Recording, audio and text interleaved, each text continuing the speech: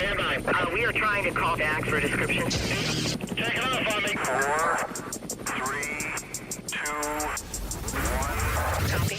Woke up quick at about noon. Welcome. This is The Lowdown. You ready for the lowdown?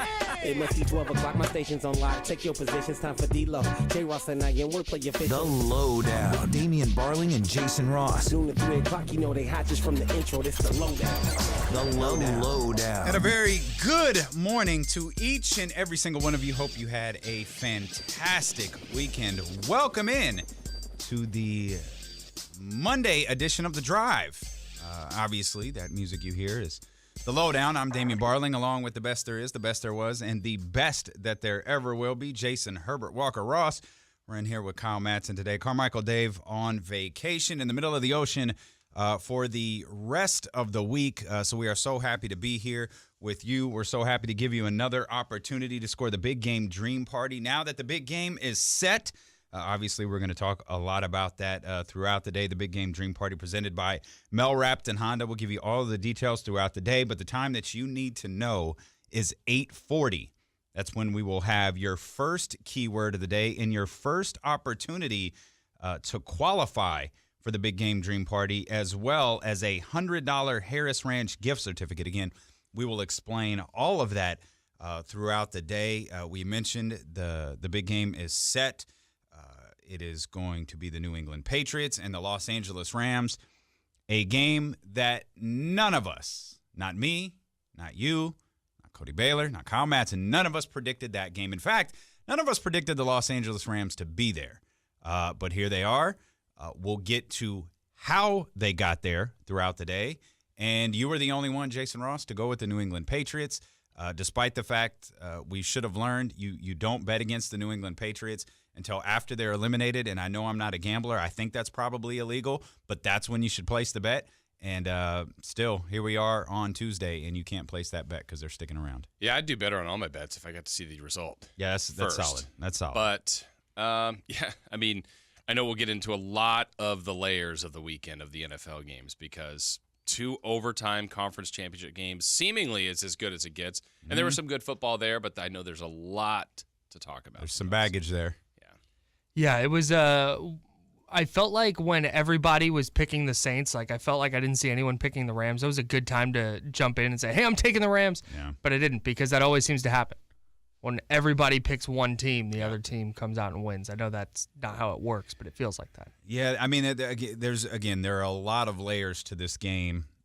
There's a lot of layers to this weekend. There's a lot of layers to the game, the Super Bowl being set, and we'll go over the conference championships today because we've got plenty of time to go over the Super Bowl. And, you know, the young versus old matchup is going to get played out pretty quickly, but that's going to be the storyline headed into February 3rd at the Mercedes-Benz Stadium in Atlanta, Georgia.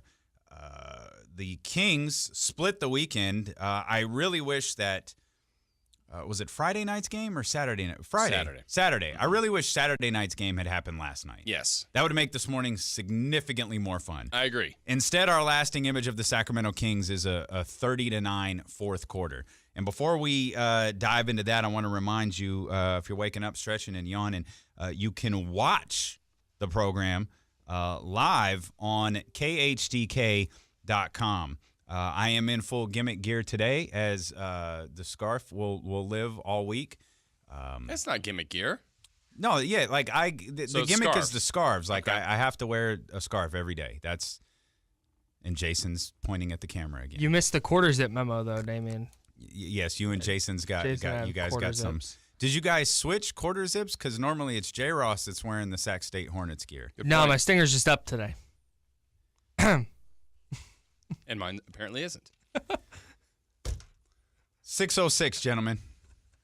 6:06. That's 3 minutes longer than Friday. Yeah, that's a solid. A lot of people lost their bet. Yeah, that's a solid point by Kyle Matson. So we've done the drive twice. Last 2 days, 3 minutes on Friday, 6 minutes on Tuesday. I spent a lot of time this 3-day weekend too outside in the dark just to. I feel okay. I'm better. Do you? Yeah. Okay, good. Just trying to get used to it's. You were just here Weren't you just here like a few hours ago wrapping up the Kings game? Yeah, it was more midday yesterday when the sun was out. You were pretty comfortable there in the midday. Yeah, I like that. I apologize. We should have done both shows. For those who normally listen at noon, I just over the weekend, I was thinking, damn it, we should have just done both shows.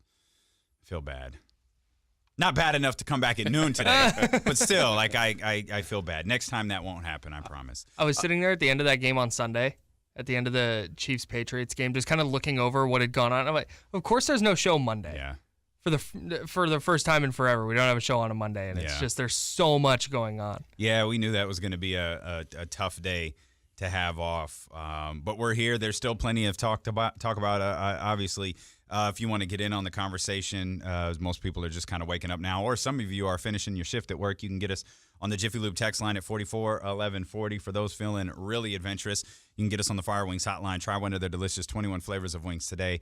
Fire Wings, just wing it. That's 339-1140, 1-800-920-1140. Jason, before we get back to the Sacramento Kings, I want to mention a lot of the people wake up, first thing they do, grab their phone, shut the alarm off, and they head over to social media. If you go over to the Lowdown Facebook page, we posed our Facebook question of the day. Was it a good or bad weekend for the NFL? And you kind of laid out why that's an interesting question for us just a few moments ago with the 2 overtime games. But how we got there has left a bad taste in a lot of people's mouths. So we'll talk a lot of football throughout the day. Obviously, lots of basketball. Yesterday was the second biggest basketball day of the year next to Christmas. Unfortunately, the Sacramento Kings didn't get that memo. They must have just been sightseeing around New York City and Brooklyn as the Nets absolutely handed it to them with a 38-point third quarter and a 30-9 beatdown there in the fourth. Yeah, Kings got lapped in the second half, 68-34. So the Kings have a really good second quarter, 37 points, but 34 the next 2 quarters. Yeah. And it was a game that the Kings were playing okay at half, but had the lead. And then it didn't really feel like it even got out of hand completely in the third quarter because you know that the Kings are capable of coming back. But 2 points in the final 7 minutes in a game that was starting now to extend to 12 points, 14 points, 16 points. You only get 2 in the final minutes, and it's like, wait, they got blown out? Yeah, they absolutely did. And something that Deuce, Henry, and I were talking about on the air a little bit and off the air, it just looked like a team, not to defend them at all, that was a little bit, for whatever reason, tired yesterday, and just a gut feeling that they do some resting tonight. Yeah. Which I hate. You know I hate it. They're playing the second best team in the league right now, just percentage points, Toronto. But it just has a look of De'Aaron hasn't been as magical lately. It's about that time for Shumpert, I would say. I don't know who else, if anybody else, but just don't be surprised if a couple guys sit tonight. Which I just don't like that tone. But good thing they had Saturday night. I mean, otherwise this is an 0-3 trip. They're back below 500. They didn't play great in Detroit, but Buddy Hield saved the day. So this would have been 3 consecutive games, and I don't think their offense has been sharp at all. No, it absolutely hasn't. And Buddy Hield's shot at the end of that game in Detroit is totally just it's perfume on body odor. Yes, it's not going to fix the problem, right. man. You still stink. Good and point. Yeah, I mean, tell me something. Well. Over the air too, yeah. I just figured it'd be easier if I broke the news to you in front of everybody as opposed to privately. But they haven't played well, I think, over the stretch of, gosh, we're going on a handful of games now here, maybe 2 handfuls of games that they haven't played well. But where I think the bigger concern is, it goes back to a question that we asked a while back in what would this season look like? What would a disappointment be? How do we take the season if the Kings don't make the playoffs? Where are our expectations with the Kings? And Joe Musso, when I did Sports Extra on Channel 13, used a great line that expectations may be based on opportunity. And Jazz have finally dropped a couple of games for the first time in seemingly a few weeks. They lost yesterday. The Lakers lost yesterday. Yesterday would have been a golden opportunity for the Sacramento Kings to gain a little ground here and really, again, get back into the mix for that 8th playoff spot. And they coughed it up. Mm-hmm. And, I mean, and Brooklyn's playing well. Brooklyn's not a pushover. Brooklyn is not under 500 like Detroit is. Brooklyn is not under 500 like Charlotte is. Brooklyn is putting together Brooklyn is quietly having one of the more impressive seasons of the year that no one's talking about. Yeah. And they showed why last night. But for the Kings to just kind of roll over the way that they did in the second half, it's like, guys, you're missing opportunities here. Yeah, and I think, too, people will look at, well, they gave up 123 points. I'm still not even – I mean, the defense is an issue, but that's – what do they do well? Yeah. It's offense. I think they have a really good offense. They shoot the three. They share the ball. They're pretty efficient. And so Charlotte didn't let them have fast break points, kept them under 100. Detroit, Damien, I want to say they scored like 15 points in the last 3 minutes to get over 100. So they went crazy in the last 3 minutes. Yesterday, they didn't get to 100. So that's what they do best, and they're not doing that right now. And so that, to me, the defense needs to be better, but they need to find that offense that I feel like the pace is missing, the easy baskets. Like, where's that gone for the last week or so? 24-11 and 20-6. We'll tell you what those two numbers stand for when we continue here. We'll talk more about the Kings. We'll talk more about the NBA. Alex Smith made his first public appearance yesterday at the Washington Wizards game. We'll talk a little bit about that, what some of the takeaways were. We're just getting started here. It's Damien and Jason with Kyle Matson in here on The Drive.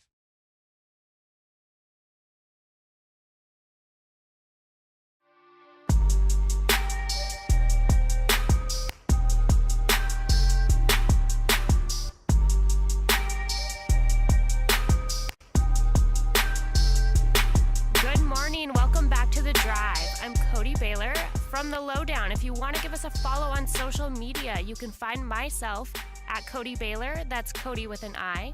Jason at JasonRoss1140. Damien at Damien Barling. And Chris at Sac_MCFC. Also, check us out on Facebook and search The Lowdown. Jason and Damien, back to you.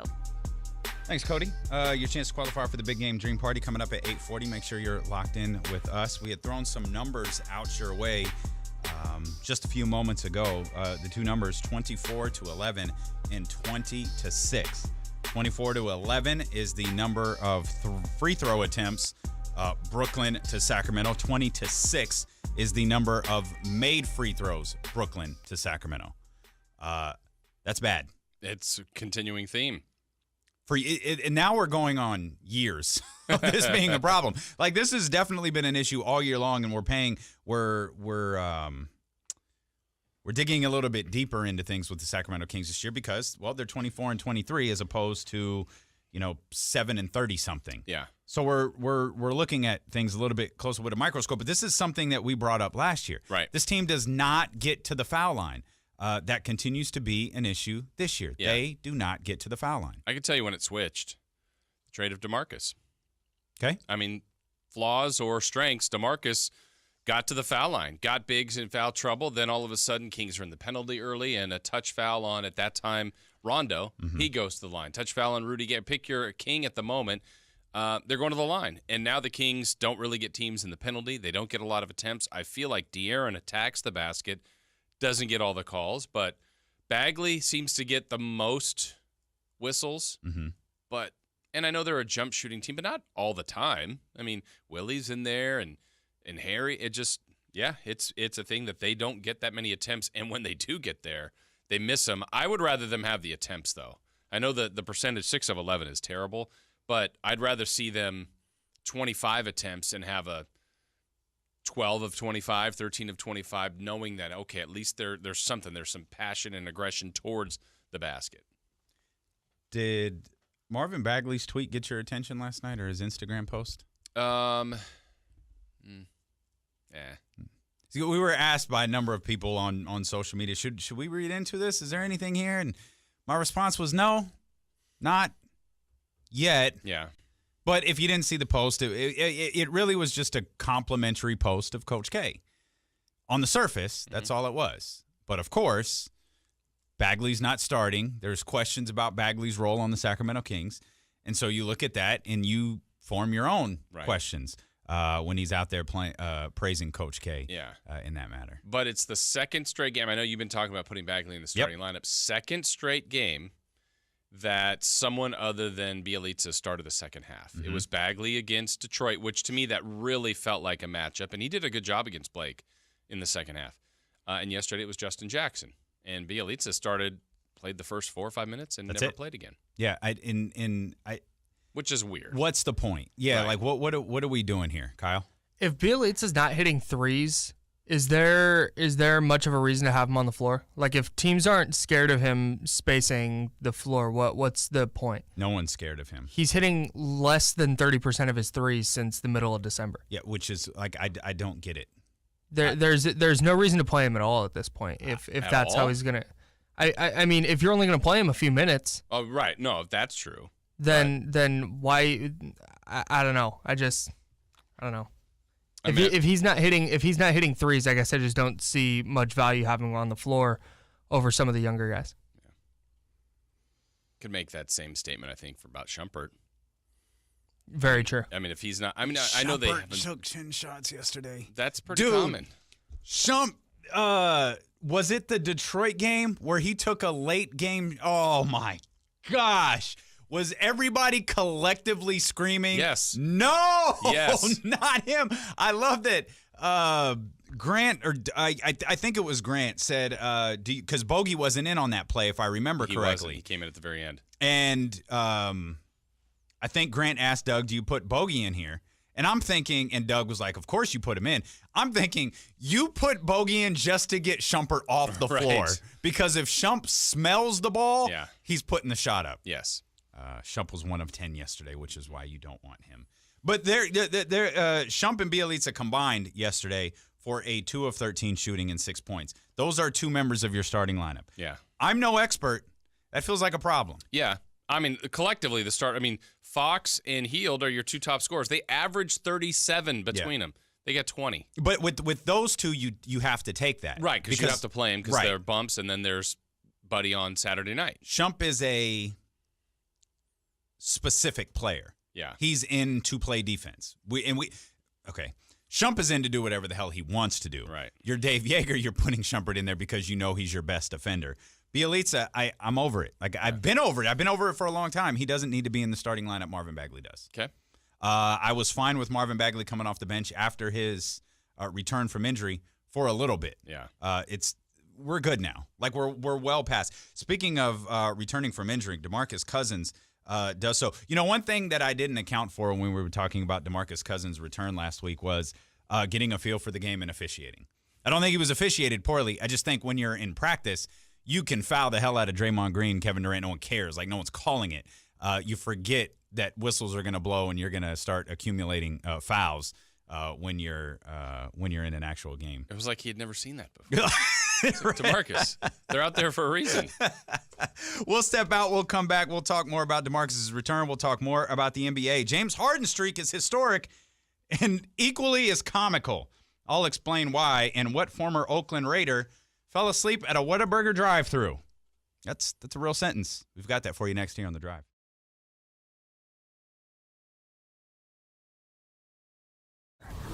Hey, this is Kyle Madsen with your top stories on Sports 1140. The Sacramento Kings fell to 1-2 on their 6-game road trip with a 123-94 loss to the Nets yesterday in Brooklyn. The Kings were down 8 going into the fourth, but the Nets outscored them 30-9 in the final 12 minutes to cruise to a victory. There's no time for the Kings to dwell on that loss, though. They're right back at it again tonight in Toronto. Our coverage on Sports 1140 begins with game night at 2:30. Kings Live is at 3:30, and then tip-off is set for 4 o'clock. Multiple outlets are reporting that the Rockets have agreed to trade Carmelo Anthony to the Chicago Bulls. A deal there is expected to be finalized later today. And speaking of the Rockets, they were blown out by the 76ers yesterday, 121-93, but James Harden scored 37 points. His streak of scoring 30-plus is now up to 20 games. And in the Martin Luther King Day finale, Klay Thompson tied an NBA record by hitting his first 10 three-pointers. He had 44 points in just 27 minutes. He finished 10 of 11 from beyond the arc. The Warriors went on to win that one 130-111 over the Lakers. It's 6:30. Time to get your tickets for the 7th annual Sacramento Sports Hall of Fame induction celebration Saturday, January 26th at Thunder Valley Casino Resort. Go to sacsportshof.com. Welcome back into The Drive. The guys from The Lowdown filling in along with Kyle Madsen. I'm Damien Barling and Jason Ross. It's time to get your tickets for Folsom's only Winter Brewfest, Saturday, January 26th. Details at tapfolsom.com. Your chance to score the big game dream party presented by Mel Rapton Honda coming up at 8:40. 3 keywords every day, 8:40, 1:40, and 3:40. We're going to have your first opportunity to win. Again, that's coming up at 8:40. Make sure that you are locked in here with us. If you want to watch us, which you should want to, you could see the very handsome Jason Ross here and see his striking resemblance to an NFL official. Yeah. No, it's there, bro. Okay. It's definitely there. You look a lot like him.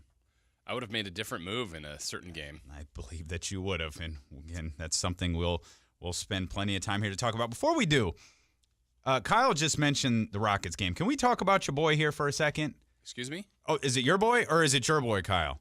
James Harden. Oh, that's Jason's boy for sure. Oh, clearly that's Jason my guy. loves free throws. Whose ever man this is.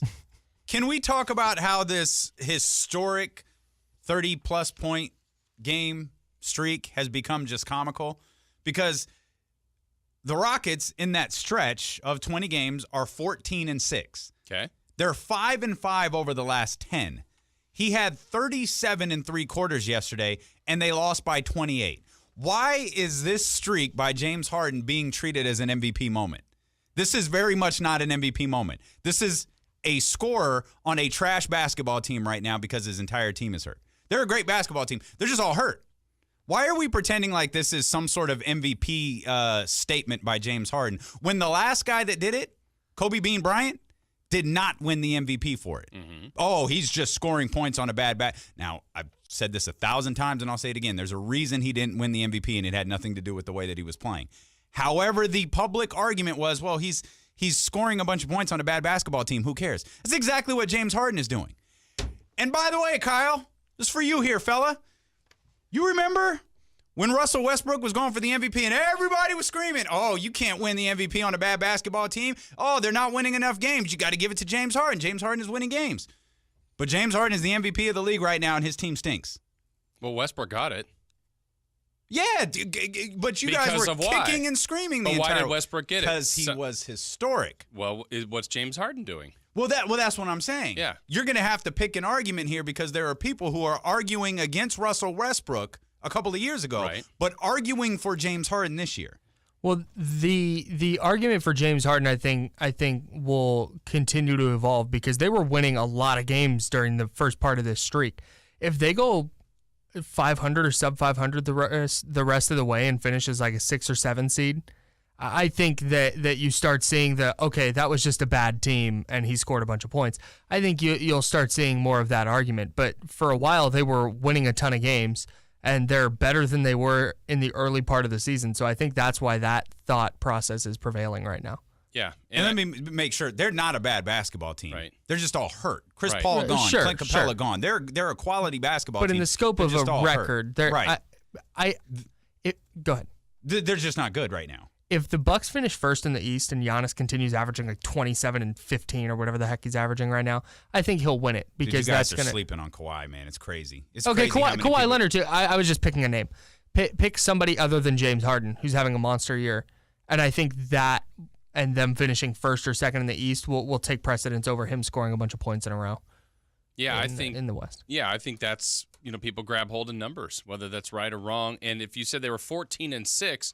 That's still really good in that stretch of now 5-5 in the last 10 also lines up a little bit with yet another important piece being out of the equation in Clint Capella. But a good week, they're back to 3rd. Yeah. A bad week, they're 9th. But so you it's could like say that about most teams in the conference at this point. Kind of, yeah. I mean, I think why isn't Paul George in the conversation right now? He should be. I think. I mean, I don't think it's decided. I think. Oh no, I don't think so either. But I feel like we're hearing Giannis and Harden. Yeah. And I don't think we're hearing enough Kawhi, Paul George. So what would I grab a hold? I mean, I'm not saying you're wrong. What would be what's the headline for Kawhi? Why is he the MVP? What can I sink my teeth into and say, look at this. This is why he's the MVP. What would you say? He changed teams. Mm-hmm. That was a 1 seed last year, and they're a 1 seed. Well, that changed coaches. Yeah. He wasn't added to that team. Like, he replaced the other star player, or the star player that was there, he replaced. He is coming off an injury. Oh, by the way, whether people believe that was a fictitious injury or not, dude was injured last year. Yeah. To the tune of 8 games played. Yeah. So I feel like he's having a hell of a year. Oh, We've seen is. him put up point totals Right. that he hasn't put up in the past. And the two names that I have mentioned who I don't think are getting enough attention, I think are by far the two best two-way players in the entire league. And let me preface it by saying the two best two-way players who will play both sides of the court for 4 quarters. Right. LeBron, last 2 minutes, Pick I'll and take him choose. on both sides. Right. Yeah, but he's not doing that for the other 46 minutes or Yeah. however many minutes he's playing. I just think MVP, if we're NFL, Patrick Mahomes, what 50 touch? Like there's numbers that we can grab hold of and then reference to other people. So we're what are we grabbing here? We're grabbing Harden's Kawhi- streak? Yeah, that part of it. Certainly. Well, he leads the league in scoring by a considerable amount, and I can hear the people. Well, he takes this many shots. Yeah, he does. But that's what we did for. That's why Westbrook was unique. We could grab hold of the triple double. Harden is, let's say Harden continues this streak for the rest of the year. Let's say he carries this to game 82 and averages 39.5 points a game. And he's pulling down, what is it, like 8 rebounds, and he's dishing out a bunch of assists.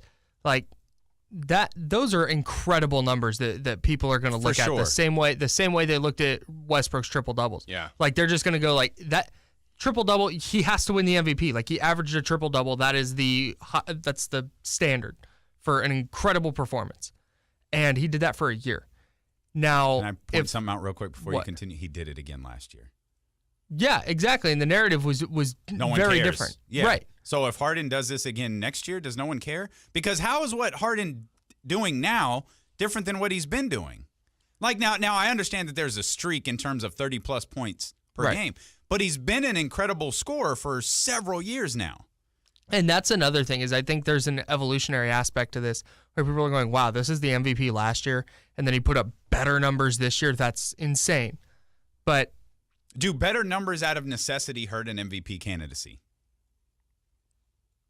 So, that was a deep question for a Monday morning. Everybody take a step back. It's Tuesday. Take a deep it's Monday. Come on. It's Monday. Stop it. But his numbers have only got, I think he's averaging now, like for the season, like 35.5. And I think he's averaging, is it 40-plus through like a certain stretch of this stretch? So if it continues to go up, I wanted to see so now we're talking about significance. You said, what's the difference between last year? Well, he averaged 30, which is great. Mm-hmm. I mean, if there's like from 30 points to go up, let's say he ends kind of like Kyle suggested, just keeps going at this crazy rate and ends up averaging like 37. So does the Rockets' record matter then? I think in a little bit of a case To it an does. extent. Yeah. I mean, if they're 10th, it matters. Well, okay. But I think they're- if Harden's averaging 39, they're not going to finish 10th. I know I Probably pointed out not. the fact that they lost by 28 last night, but that is an abnormality. I felt the need to point it out. He scored 37, and in 3 quarters, Klay Thompson scored, 44 in 3 quarters, and his team won by like 97. Yeah. Right. And that's what I base my entire life off what I see on Twitter. People That's why we don't promote your social media accounts. And people the I guess narrative, I don't know what word I'm looking for, was much different last night. Nobody was talking about the fact that James Harden scored 30 plus. It happens every time they win. It's like, wow, look at this. But it's just like, oh, they got disagree. They got smoked last night. He scored 30 again, but I feel like the headline was James Harden's historic streak continues, Yeah. but I feel like I don't feel like it was the Rockets got blown out, but it was James Harden's historic streak continues, but. Yeah, I think the same thing happened, though, honestly, with Russ when he was chasing the triple-double, and it's like, okay, he needs this much. Night-to-night basis, it was, here's his numbers, incredible, another triple-double, this is how many on the season, or he's now this many assists away. Wait a minute, did they win? But in that, though, some of those games, remember, he had some incredible game-winning plays, reasons why they won. The reason why the Rockets win is because of him. Mm-hmm. Also the reasons why they lose. Mm-hmm. But if he gets to 37 points, 38 points a game, last time someone averaged that, MJ did in 1986. Mm-hmm. And before that, 40 points plus was Wilt in like the 60s. So now you're talking about over like a 50 or 60 year span, this would be one of the highest scoring averages we've ever seen. And I know the league's different. I just think that's something people could grab hold of compared to Giannis, compared to Kawhi, compared to other Paul George, very deserving people. People get caught up in numbers, right or wrong. Do you know why I think Kawhi should win? That's Why not? That's solid right there. What did you just say? Kyle did. You can't take the why not. I said Kawhi. I not. know what you said, but you can't take that. Nice. Yeah, It's a good one. Kyle said it. That's strong. Throw us to break, Jason. Okay. We'll be back. The Kings face a major challenge tonight.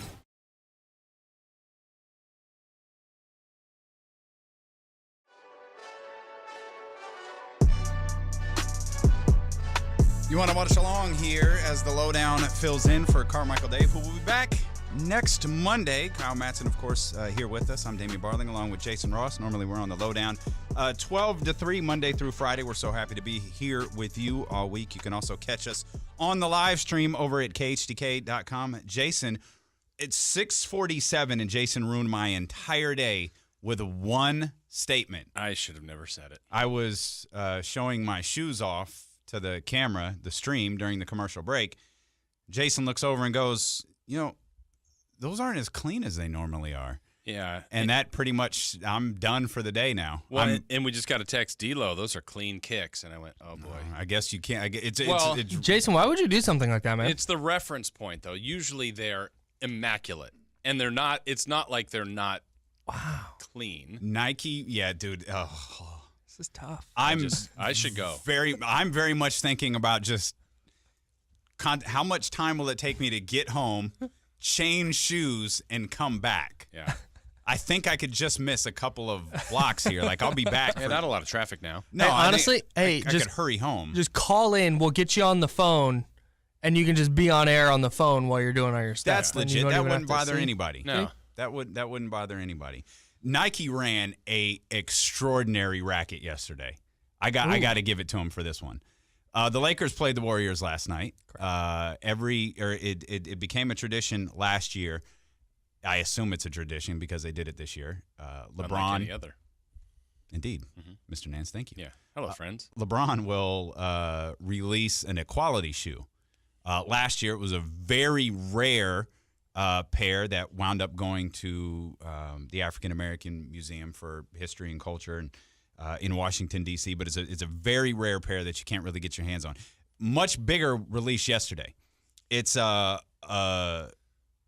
LeBron 16. One shoe was white with black laces. One shoe was black with white laces. That's the pair. Like, it's a black shoe and a white shoe. So they released a home and away pack. Now, let me tell you what this is. Oh, yes. In the home pack, the white shoe is the right one. In the away pack, the white shoe is the left one. So if you want two white shoes, you have to buy the home and away pack. If you want two black shoes, you have to buy the home and away pack. Do they have a city version? No, thank God. Thank God they don't have a city version. Yeah. But that was an extraordinary racket by That's fantastic. I don't know why you would. I don't know why you'd want, because that's throwing off the shoe. Like, that's the whole point of the shoe is they're different colors. Not everyone LeBron had them on last night with complete with different colored socks. Yeah, on his high chair. I didn't like it. I didn't love the way that it looked. Like, even for him, who I think LeBron could pull off fashion wise, a lot of those NBA guys can pull some stuff off. Was it home or away? Well, they were home. He had the away pack on. Well, that was confusing. They were at home. I think that's why they lost. Well, exactly. Right foot. No, he had the home. He had the home pack. Wow. Hey, while everyone else is watching this game going, wow, 10 in a row for Clay. This is amazing. Damien's sitting there going, okay, left and right. So he's got the white shoe. So let's see. If you wanted two white shoes or two black shoes, it cost $400. And people did that. Some people did. By some? Uh-huh. What? Do you know anybody personally who did that? Whose name might rhyme with Damien Darling? Time to hang by the fire pits with your crew at Folsom's Winter Brewfest this Saturday. Details at tapfolsom.com. So when do they arrive? When can we see them? Will they debut this week, or They're going to be a lowdown debut because they show up. No, it needs to be this week. We need to see them on video. I suppose since it's two pairs, one might arrive after the other or something. Kings win last night. Kings lose last night. I apologize. 123-94. It actually wasn't even last night. It was in the middle of the day. They won't be here in time for the live stream. Kings were outscored 30-9 in the fourth quarter. I believe they were outscored by 1,000 in the second half. Yes. Close. Give or take. Yeah, it was 38-64.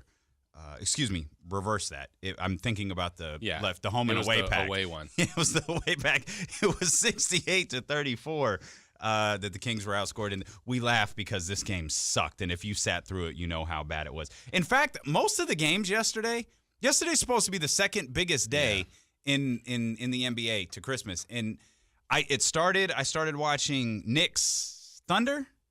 Yeah, that was the first. Knicks. The Knicks were down by like 20-something before halftime. We went into, I think the Grizzlies were on yesterday, and as they should be because Memphis. MLK, pass. But against New Orleans without Anthony Davis, so it's like, okay. Pass. I watched 47 seconds of Bulls-Cavs, and I think I saw 2 air balls and 5 turnovers. Game of the year. It was, my gosh, dude. They aired brutal. a sequence on SportsCenter last night. It was about a 3-minute sequence, 3.5-minute sequence that they aired sped up. It was some of the most incredible professional basketball you'll ever see. And by incredible, I mean awful. Yeah. Like your 24-hour fitness game or your Cal Fit game was better than that. You know when they have like the like elementary schoolers come out and play at halftime? It looked a little like that. Yeah.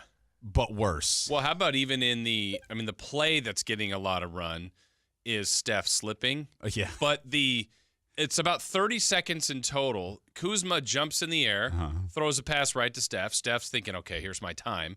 He slips. And, of course, when he slips, gets up, I'm like, he's going to burn him with a corner three. Airballs that. They come the other way. Durant loses it. They lose it. I mean, there was like 4 Shackton plays all in like about 25 seconds. What was even better is the crowd was buzzing because it become so comical. You thought you had just seen the ultimate highlight, and I guess to a certain degree that you did. We had mentioned Memphis a second ago. Obviously there's nothing to talk about with Memphis, but I'll lump them in with Dallas.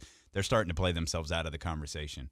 Like the Sacramento Kings' chances, I think, of the teams that are mixed in with the Sacramento Kings to make the playoffs, it's getting a lot smaller. Yes. These two teams are really struggling in the Mavericks and the Grizzlies. Yeah, Dallas, again, still the worst road record, and their record in the last 20 has been awful, and Memphis has just completely hit the skids. Was this a good or bad weekend for the NFL? We asked you that question on Facebook. We'll discuss some of your responses. The day rolls along here. Plus, Carmelo Anthony traded to the Chicago Bulls. He's not going to play there. What's going to happen? Who's he going to play for? We'll discuss as the drive continues here with Damien, Jason, Kyle on Sports 1140 KHTK.